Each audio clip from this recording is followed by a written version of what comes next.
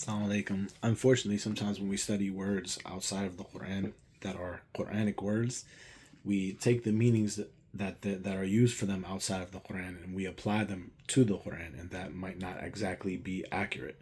So the word fiqh is like that. A lot of times we think of the word fiqh as jurisprudence or some kind of legal meaning, right? How to make wudu, how to make salah, these type of meanings. But actually, if you look at the word fiqh in the Quran, fiqh is entirely deeper than that. Fiqh entails a deeper understanding of life and reality and even ourselves and how we relate to this world, how we relate to Allah, all these different things. So, what I want to do in this series is I want to talk about the deeper meanings of fiqh from the Quran, and I want to go verse by verse. Each verse that fiqh is used in, the word fiqh or a variation of the word fiqh is used in, I want to study each verse one by one. So today we're going to start with chapter 4, verse 78. So chapter 4, verse 78 says, أينما تكونوا يدرككم الموت ولو كنتم في بروج مشيدة.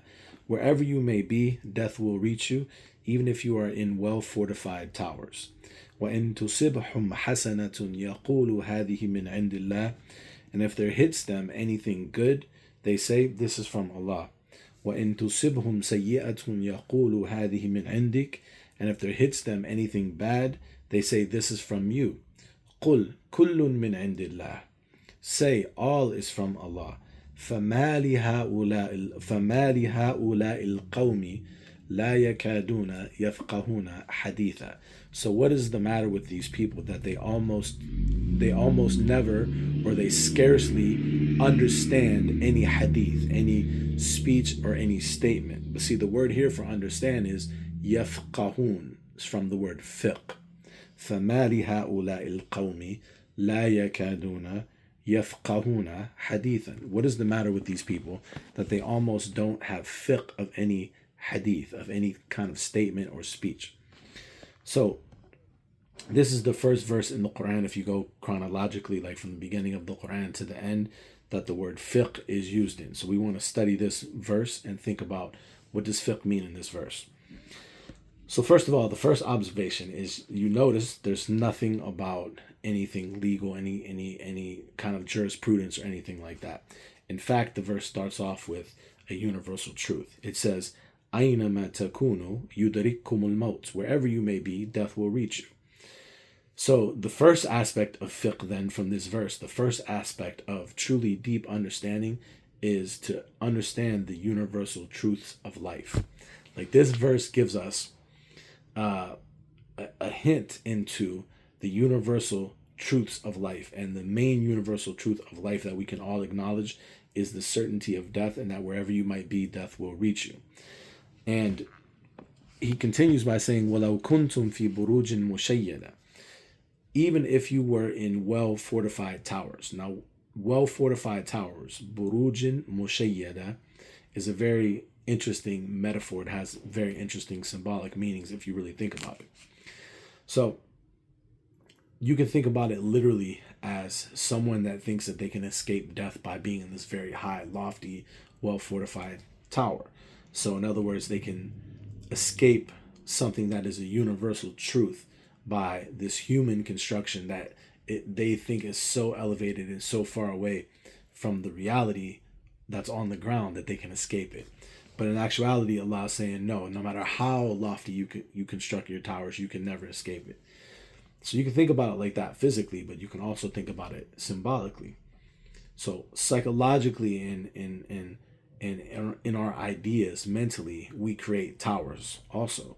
We create towers in our ideas. So towers could represent these human constructions that we make out of our ideas to try to distance us from the reality on the ground, from recognizing these real universal principles. So symbolically, towers could represent like false security. They could represent constructed realities. They can represent superficial grandeur.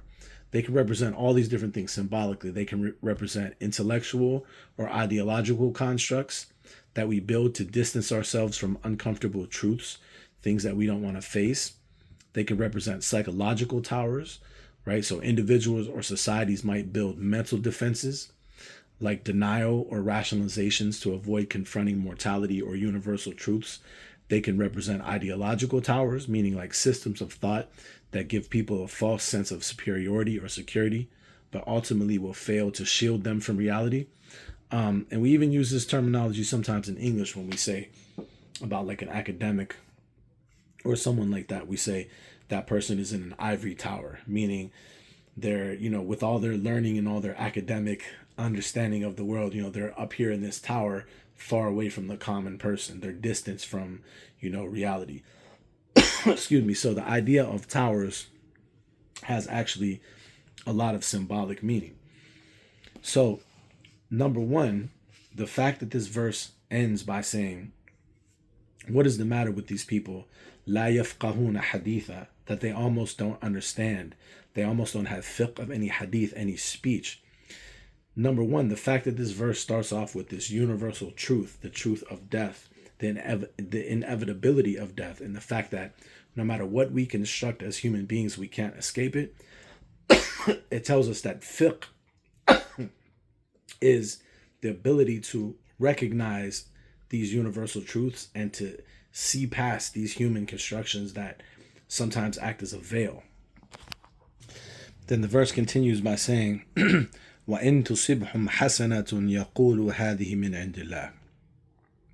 And if there hits them anything good, they say this is from Allah.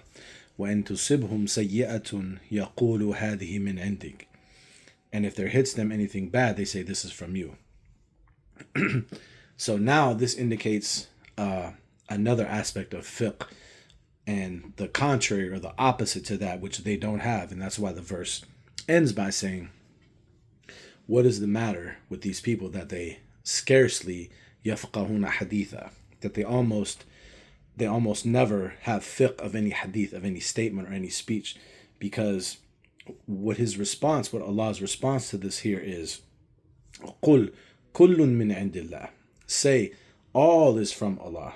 So in other words, they're saying they have this fragmented idea of causality, right? They're saying when something good comes, it's from Allah. When something bad comes, it's from you. So they try to not take accountability for themselves. They try to not take responsibility for themselves. And they have this fragmented way of thinking about reality, that there are certain things that come from Allah, and those are the good things. And there's certain negative things or bad things that come from someone else, that they try to place blame on someone else. But Allah says, say, it's all from Allah, right? So this idea of the unity of causality is fiqh, is true understanding, is deep understanding. To understand that even though the things that we see in this world might manifest themselves in so many different ways, but the underlying reality is all the same. The underlying reality is this intelligence that exists behind everything, which we think of as Allah, which manifests in all these different ways. So that's fiqh, that's true deep understanding of the world and how the world works, is to understand that it's this interconnected entity and that it's not fragmented like some people think. And then he continues by saying, قُلْ كُلٌّ مِّنْ عِنْدِ اللَّهِ. Say, all is from Allah.